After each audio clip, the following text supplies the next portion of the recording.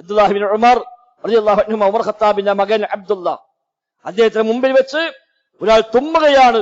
തുമ്മുമ്പോൾ ഈ തുമ്മിയ മനുഷ്യൻ പറഞ്ഞു, അൽഹംദുലില്ലാഹ് വസ്സലാമു അലാ റസൂലില്ലാഹ്, അൽഹംദുലില്ലാഹ് വസ്സലാമു അലാ റസൂലില്ലാഹ് എന്ന് ഇബ്നു ഉമറിന്റെ മുമ്പിൽ തുമ്മിയയാൾ പറയുകയാണ്.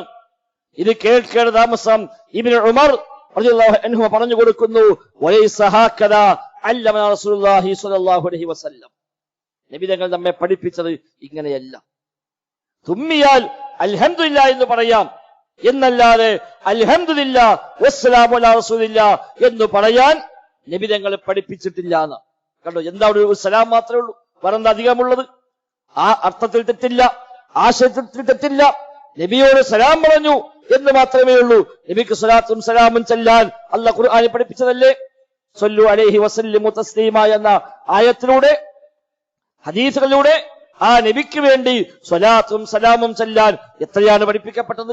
പക്ഷേ തുമ്മിയാൽ ഒരു അൽഹംദുലില്ലാഹ് പറയുമ്പോൾ അവിടെ ഒരു വാചകം അധികമായി ചേർത്താൽ പോലും അത് പറ്റില്ല എന്നാണ് സ്വഹാബിമാർ തിരുത്തി കൊടുക്കുന്നത്.